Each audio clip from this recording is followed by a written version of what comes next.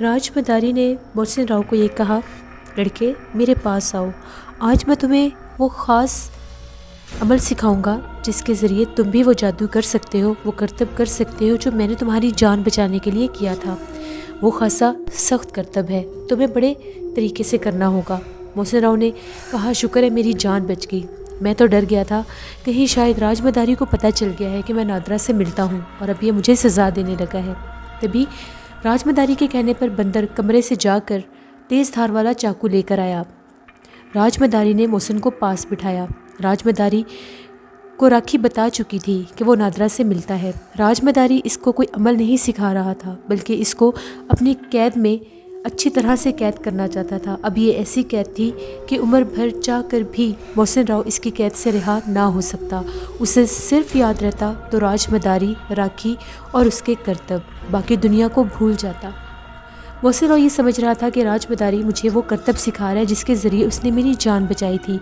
راج مداری نے محسن کے انگوٹھے کے اوپر اپنے چاقو سے ایک کٹ لگایا اور اس کا سارا خون جب نکلنے لگا تو راج مداری نے اپنے گلے سے الو کا پنجہ نکال کر اس کے پنجے کے اوپر خون لگایا اور دوبارہ سے اپنے گلے میں پہن کر یہ کہنے لگا، جا لڑکے اب تو اندر جا کر لیٹ جا، سورج نکلنے سے پہلے تجھے باہر نہیں نکلنا، چاہے کچھ بھی ہو جائے۔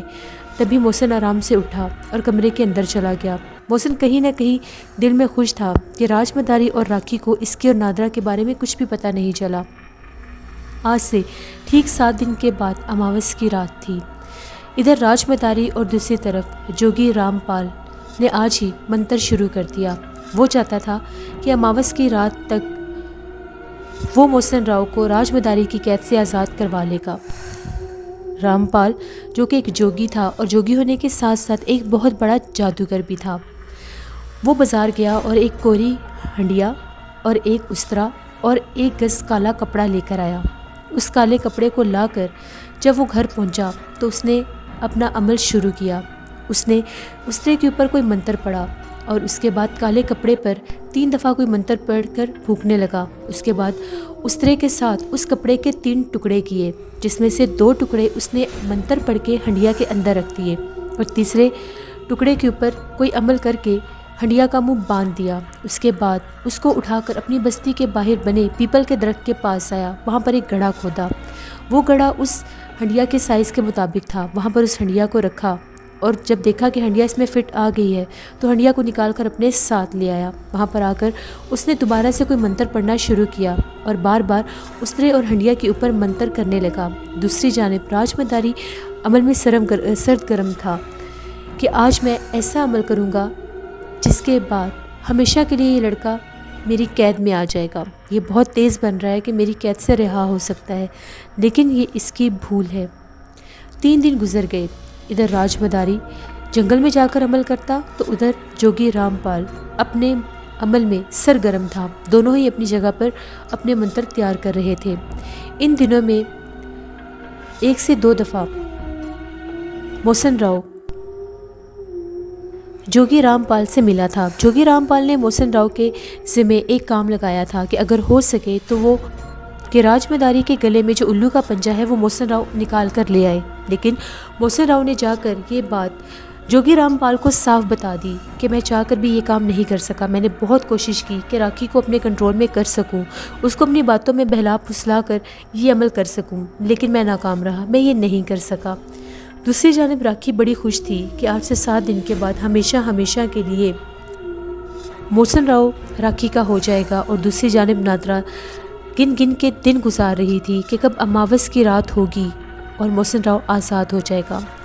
جوگی رام پال نے محسن راؤ کو بتا دیا تھا کہ 7ویں دن اماوس کی رات کو وہ جنگل میں عمل کرے گا، اور دوسری جانب راج مداری نے بھی محسن راؤ کو بتا دیا تھا کہ اماوس کی رات کو جنگل میں جانا ہے، وہاں پر اس کا عمل پورا ہوگا اور اس کے بعد وہ یہ کرتب بھی سیکھ جائے گا۔ جوگی رام پال بہت خوش تھا، وہ جانتا تھا کہ اگر یہ بھی جنگل میں موجود ہوا تو اچھی طرح سے اس کا عمل کامیاب ہو جائے گا۔ 3 دن کے بعد آدھی رات کو جوگی رام پال اپنی جھونپڑی سے نکلا اور اس ہنڈیا کو لے جا کر جیسے ہی پیپل کے درخت کے نیچے بنے اس گڑھے میں رکھنے لگا تو پہلے اس نے وہاں پر ہاتھ لگا کر دیکھا اس میں پانی موجود تھا، وہ بہت خوش ہوا، اس کا عمل کامیاب ہو چکا تھا۔ پھر اس نے بڑے احتیاط کے ساتھ اس ہانڈی کو اس پانی کے اندر رکھ دیا۔ جیسے ہی وہ ہنڈیا پانی کے اندر گئی اس میں پانی بھرنے لگ گیا۔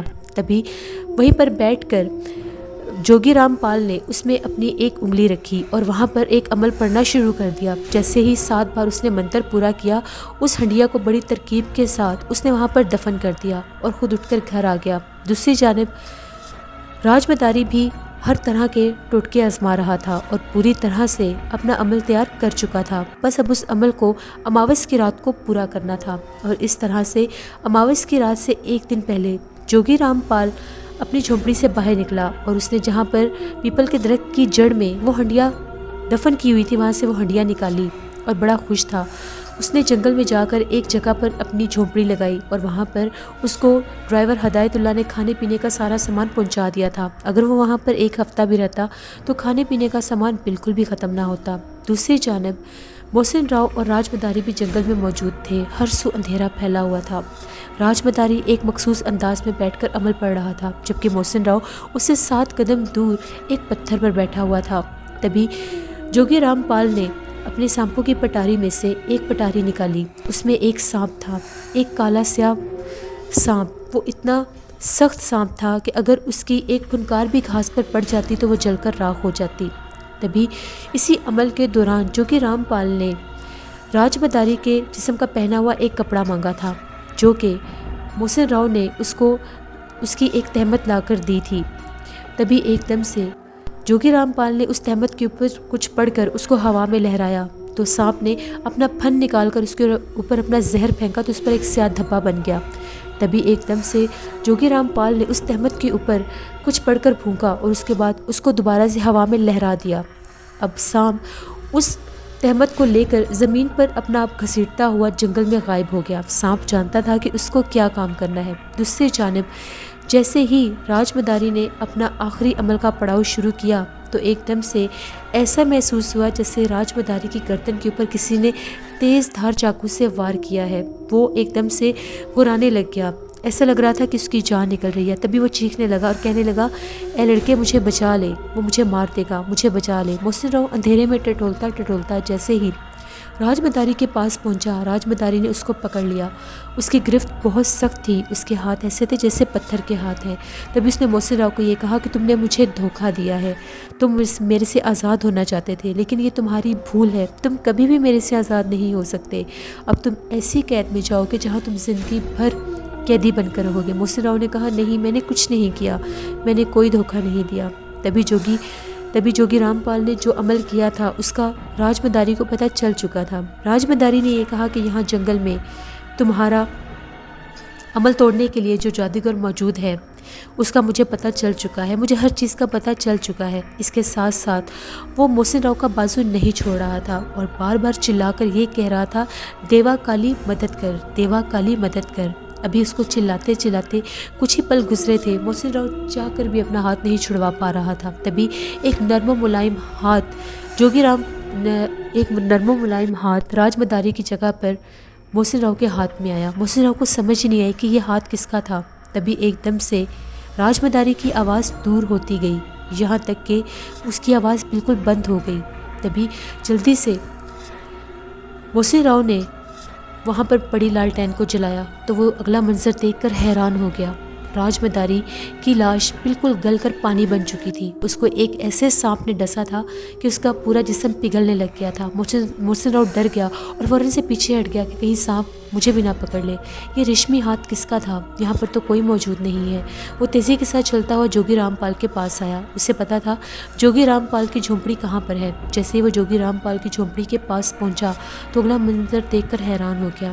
اپنی جھونپڑی میں جوگی رام پال بیٹھا کچھ پڑھ رہا تھا۔ جیسے ہی محسن راؤ اندر آیا، جوگی رام پال نے اپنی آنکھیں کھول دی۔ محسن راؤ نے وہاں پر دیکھا ایک مٹی کی ہانڈی پڑی ہوئی ہے اور وہاں پر کالا کپڑا اس طرح سے رکھا گیا ہے جس طرح سے کسی جسم کا کوئی اسکیچ بنایا گیا ہو، جس طرح سلیب کا نشان ہوتا ہے، اور اس کے سینٹر میں ایک اس طرح سے اتارا گیا تھا کہ آدھا زمین میں دھسا ہوا تھا۔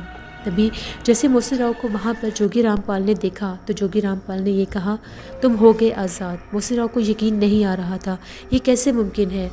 تمہیں پتہ ہے راج مداری کو کسی سانپ نے ڈس لیا۔ تبھی جوگی رامپال نے یہ بتایا وہ میرا ہی سانپ تھا۔ اس سانپ نے تمہاری آزادی کے لیے اپنی آزادی مانگی۔ وہ ایک ایسا سانپ تھا کہ اس کے علاوہ کوئی بھی یہ عمل نہیں کر سکتا تھا۔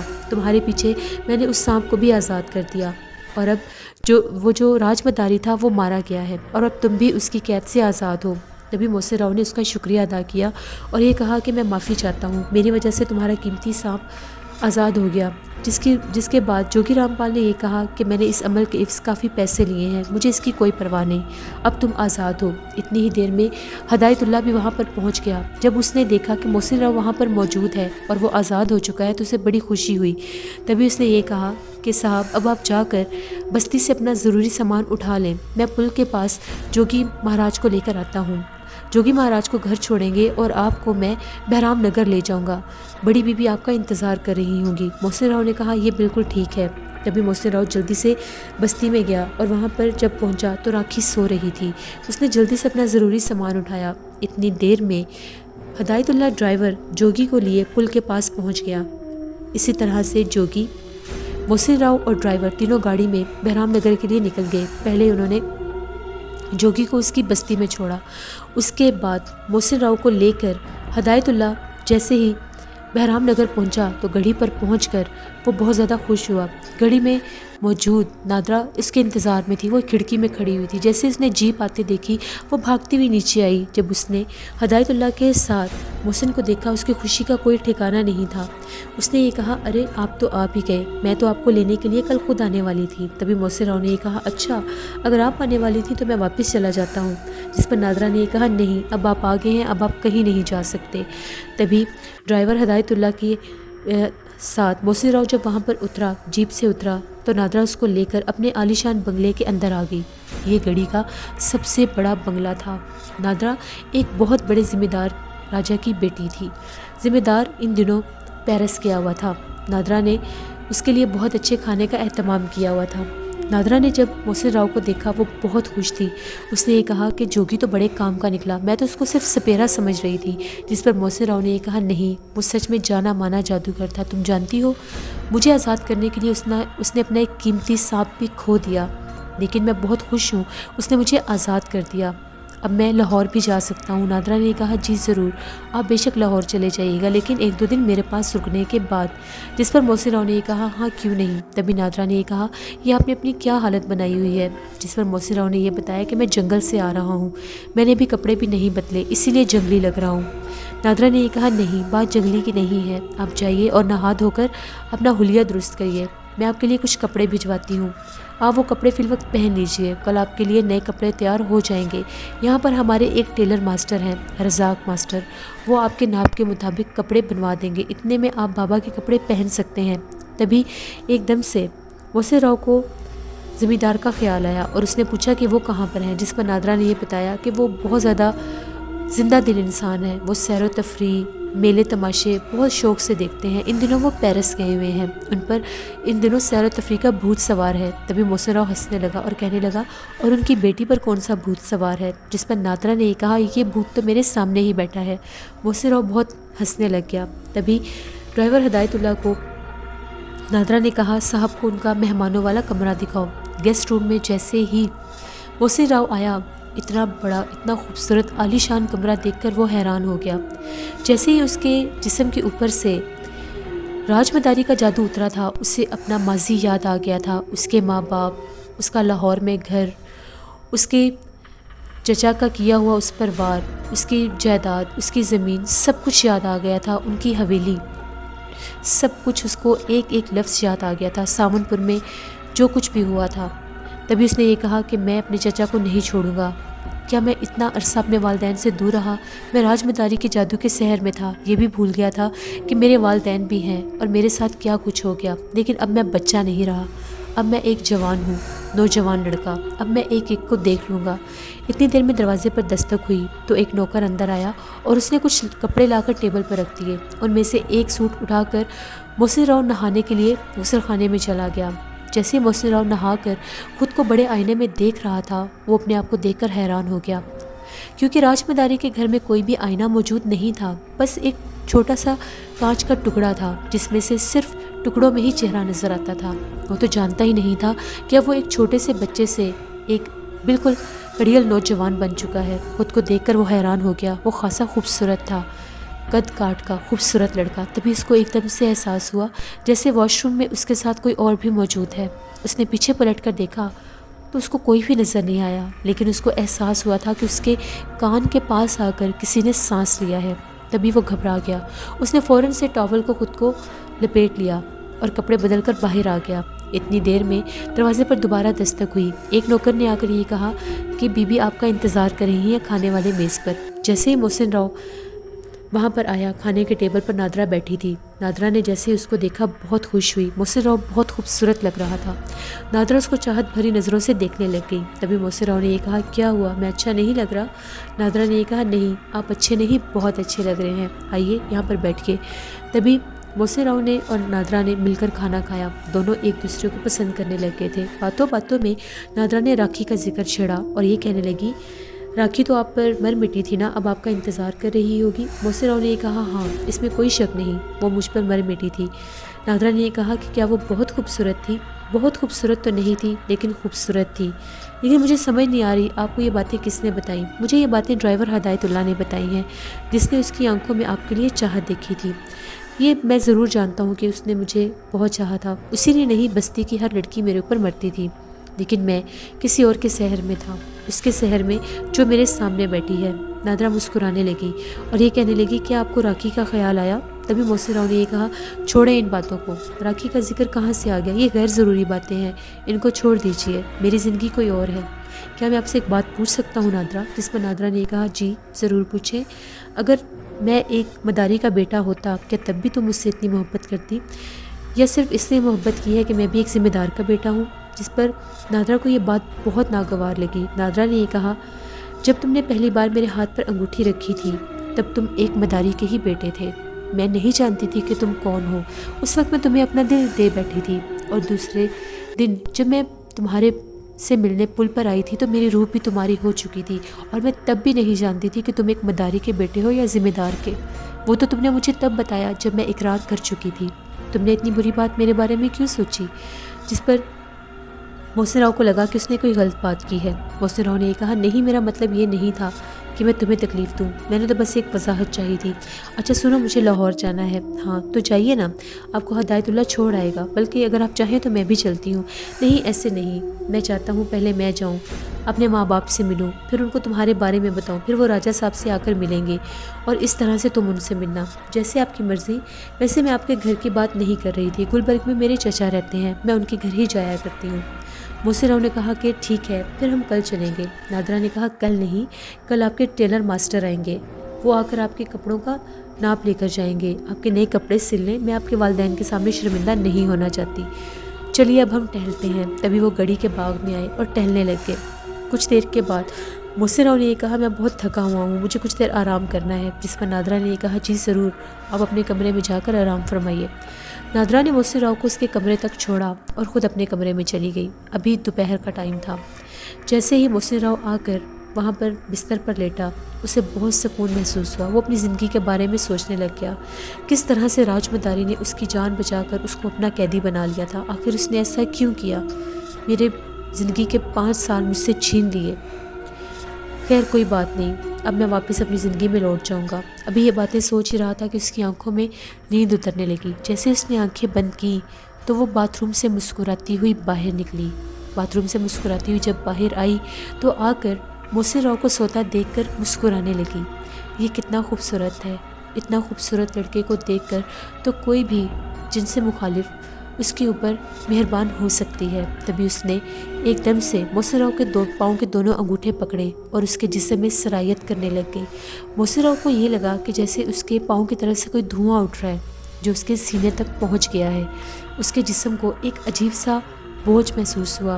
اس نے کئی بار اپنی مدد کے لیے نادرا کو بلانا چاہا، لیکن وہ نہیں بلا سکا۔ اس نے بہت کوشش کی کہ وہ اس شہر سے نکل سکے، لیکن وہ وقتی شہر تھا۔ ایک دم سے اس کی آنکھ کھل گئی، اس نے اللہ اکبر کہا، استغفر اللہ کہا۔ تبھی ایک دم سے اس کو ایسا لگا کہ کچھ گیا ہے۔ تبھی وہ فوراً سے اس کے جسم سے نکل کر باتھ روم میں واپس چلی گئی۔ محسن راؤ اٹھ کر بیٹھ گیا۔ وہاں پر تو کچھ بھی نہیں تھا. پھر یہ کیسا احساس تھا؟ شاید جادوگروں میں رہ کر آیا ہوں، اس لیے ایسا ہو گیا ہوگا. اسی اثنا میں 4 سے 5 دفعہ ہدایت اللہ آ کر دیکھ گیا تھا، لیکن محسن راؤ سو رہا تھا. شام ہو گئی.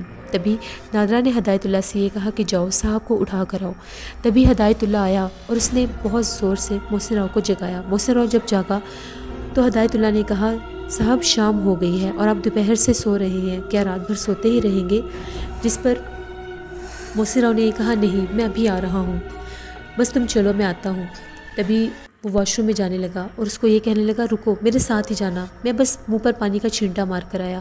ہدایت اللہ نے یہ کہا کہ ٹھیک ہے صاحب آپ جائیے. جیسے وہ باتھ روم میں آیا اس نے ٹیپ کھولی، اپنے منہ کے اوپر پانی کے چھینٹے مارنے لگا تو ایک دم سے اس کو کسی نے اکسانا شروع کر دیا کہ وہ ابھی اسی ٹائم باتھ روم میں ہی رکے اور غسل کرے. لیکن وہ جانتا تھا کہ وہ تھوڑی دیر پہلے ہی نہا دھو کر باہر نکلا ہے. آخر کون ہے یہاں پر؟ اس کو بار بار کسی کا احساس ہو رہا تھا، کوئی اس کے کان کے پاس آ کر سانس لے رہا تھا. تبھی وہ گھبرا کر باہر آ گیا. اس نے ہدایت اللہ کو یہ کہا ذرا 1 منٹ کے لیے باتھ روم کے اندر جاؤ اور شیشے کے سامنے کھڑے ہو کر باہر آ جانا. ہدایت اللہ نے کہا سر یہ کیسا مذاق ہے؟ میں مذاق نہیں کر رہا، جو کہا ہے وہ کرو. ہدایت اللہ کو سمجھ نہیں آئی کہ ایسا کیسے ہے، یہ کیا کہہ رہا ہے. تبھی ایک دم سے ہدایت اللہ اندر گیا، شیشے میں خود کو دیکھا اور باہر آ گیا اور مسکرانے لگا صاحب اندر کچھ بھی نہیں تھا، آپ نے مجھے ڈرانے کی کوشش کی نا. اب محسن راؤ کو یقین ہو گیا کہ محض اس کا وہم تھا، باتھ روم میں کچھ نہیں تھا. اگر ہوتا تو ہدایت اللہ کو بھی محسوس ہوتا. تبھی ہدایت اللہ کے ساتھ محسن راؤ جیسے ہی نیچے اترا تو نادرا اس کی منتظر تھی. دونوں نے وہاں پر بیٹھ کر رات کا کھانا کھایا. اس کے بعد ٹہلنے کے لیے باہر باغ میں چلے گئے. دیر رات 11 بجے تک باہر ٹہلتے رہے، اپنے آنے والی زندگی کے خواب سجاتے رہے. محسن راؤ بہت زیادہ خوش تھا کہ وہ آزاد ہے اور اس آزادی کے ساتھ ساتھ اس کو اس لڑکی کا ساتھ بھی مل گیا تھا جس سے وہ بے تحاشا چاہتا تھا. بس اب دیر تھی تو لاہور جا کر اپنے والدین سے ملنے کی اور پھر باقاعدہ رشتہ بھیج کر نادرا سے شادی کرنے کی. تبھی محسن راؤ نے پوچھا کیا وقار نے دوبارہ تمہاری طرف پلٹ کر نہیں دیکھا؟ تبھی نادرا نے یہ کہا نہیں، جب میں نے اپنے بابا سے یہ کہا تھا کہ مجھے یہ رشتہ قبول نہیں ہے، میں یہ منگنی توڑنا چاہتی ہوں، تو انہوں نے ایک روایتی باپ کی طرح میرے ساتھ سلوک نہیں کیا. وہ میرے سے بہت محبت کرتے ہیں. ان کا یہی ماننا تھا کہ جب زندگی میں نے گزارنی ہے تو میں زبردستی کی زندگی کیوں گزاروں، اس لیے یہ رشتہ ٹوٹ گیا اور میں نے رشتے سے انکار کر دیا. وقار واپس امریکہ چلا گیا. جس پر محسن راؤ نے کہا یہ تو بہت اچھا ہوا، جان چھوٹی. دونوں ہنسنے لگے. تبھی نادرا نے یہ کہا اب ہمیں سونا چاہیے، کافی رات ہو گئی ہے، ویسے بھی کل صبح ٹیلر جلدی آ جائے گا، آپ بھی جلدی جاگ جائیے گا. جس پر محسن راؤ نے کہا ٹھیک ہے. تبھی محسن راؤ اپنے کمرے میں چلا گیا اور نادرا اپنے کمرے میں. جیسے محسن راؤ کمرے میں آیا، آ کر کچھ دیر اپنے کمرے میں ٹہلنے لگا. اس کے بعد بیڈ پر آ کر لیٹ گیا.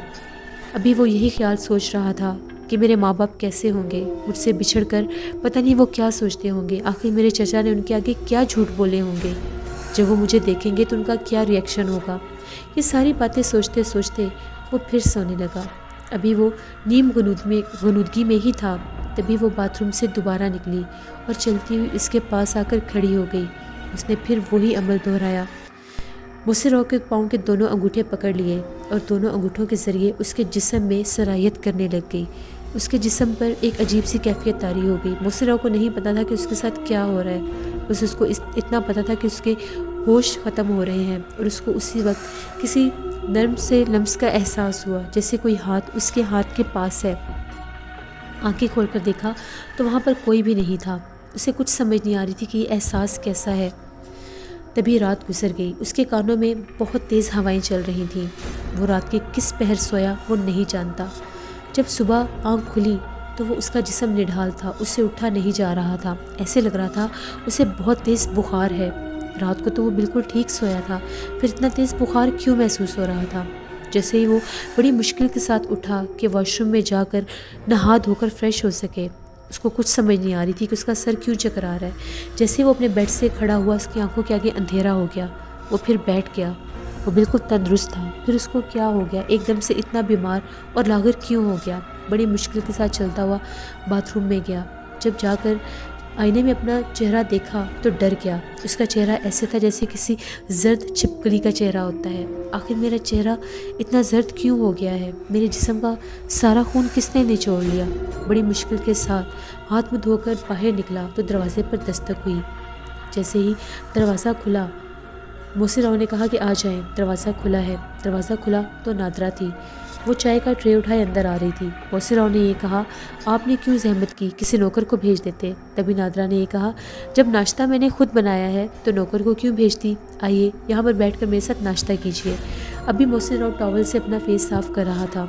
जैसे ही दोनों वहाँ पर बैठे, नादरा ने मोहसिन राव का चेहरा देखा तो डर गई और कहने लगी, ये आपको क्या हुआ है, आपका चेहरा इतना जर्द क्यों हो गया है। मोहसिन राव ने कहा, नहीं मुझे कुछ भी नहीं हुआ, मैं ठीक हूँ, जादूगर हूँ ना तो गिरगिट की तरह रंग बदल रहा हूँ, डरने की ज़रूरत नहीं। तभी नादरा ने ये कहा, क्या रोज़ मुझे डराएंगे। मोहसिन राव ने कहा, नहीं। तभी इन दोनों ने वहाँ पर नाश्ता किया। थोड़ी देर के बाद दरवाजे पर दस्तक हुई। मास्टर रज़ाक आ चुका था। वो अभी मोहसिन राव का माप लेने आया था। उसने कहा था कि थोड़ी देर में एक पैंट शर्ट पहुंचा देगा और रात तक बाकी कपड़े। तभी नादरा ने कहा कि आइए अपने कपड़ों का माप दे दीजिए। नाश्ता करने के बाद मोहसिन राव को अपने जिस्म में कुछ तवानाई महसूस हुई। अब वो अच्छा महसूस कर रहा था। जैसे ही नीचे आया, टेलर को अपना माप देने के बाद अभी उठने ही लगा था तो एकदम से हिदायतुल्लाह ने कहा कि साहब, आपकी तबीयत ठीक है, आपका चेहरा क्यों जर्द है। जिस पर मोहसिन राव ने कहा, नहीं बस थोड़ा सा बुखार हो गया था। लेकिन मोहसिन राव के जहन में एक गुत्थी उलझ चुकी थी। वो तो रात को बिल्कुल ठीक तरह से सोया था, फिर एकदम से उसको क्या हुआ। आखिर उसके साथ ऐसा कौन सा मौजूद है जिसको वो महसूस तो कर रहा है लेकिन देख नहीं पा रहा, जो उसका खून चूस रहा है। आखिर वो कौन है, वो समझ नहीं पा रहा था। तभी वो दोनों वहाँ पर बातें करने लगे। नादरा ने ये कहा कि आप कल लाहौर चले जाना, शाम तक आपके कपड़े आ जाएंगे। अभी वो लोग बातें ही कर रहे थे कि एकदम से ड्राइवर हिदायतुल्लाह आया और आकर ये कहने लगा, साहब बहुत बुरी खबर लाया हूँ। तभी नादरा ने पूछा, क्यों, क्या हुआ है। वो जोगी रामपाल था ना, हाँ क्या हुआ उसे। मैं उसके घर गया था उसको 5,000 रुपये देने। जब मैं वहाँ पर गया तो उसके घर का दरवाज़ा खुला था। मैं जानता था कि वो अकेला रहता है। जैसे ही मैं उसके घर में दाखिल हुआ तो आगे का मंजर देखकर मेरी हैरत गुम हो गई। जल्दी से बताओ आखिर उसको क्या हुआ। वो ज़मीन पर टेढ़ा होकर लेटा हुआ था। उसकी आंखों से आंसू बह रहे थे। पूरा मुंह टेढ़ा हो चुका था। पूरा जिस्म उसका मफलूज हो चुका था। ज़ुबान बंद हो चुकी थी। वो बोल नहीं सकता था। उसकी आंखों से आंसू बहकर कानों में जा रहे थे। इससे पहले वो कुछ बोलता, एकदम से उसकी वहीं पर जान निकल गई। उसके सीने के ऊपर उल्लू का एक पंजा पड़ा था। उल्लू का पंजा, ये सुनते साथ मोहसिन राव के मुँह से निकला, कहाँ है वो पंजा। साहब मैं आपको दिखाने के लिए साथ लेकर आया हूँ। कि राजमदारी के गले में भी उल्लू का ही पंजा रहता था। आखिर राजमदारी तो मर चुका है, फिर उल्लू का पंजा वहाँ पर कैसे पहुँचा। जैसे ही हिदायतुल्लाह ने अपनी जेब में से उल्लू का पंजा निकाल कर मोहसिन राव को दिखाया तो वो वही था। तभी हिदायतुल्लाह को ये कहा गया कि तुम जाओ। मोहसिन राव बहुत परेशान था। नादरा ने कहा, आखिर क्या हुआ। तभी मोहसिन राव ने बताया कि ये उल्लू का पंजा राजमदारी के गले में था। राजमदारी तो मेरे सामने दम तोड़ चुका था। फिर जोगी रामपाल को किसने मारा। देखो नादरा, अब ख़तरा पहले से ज़्यादा बढ़ गया है।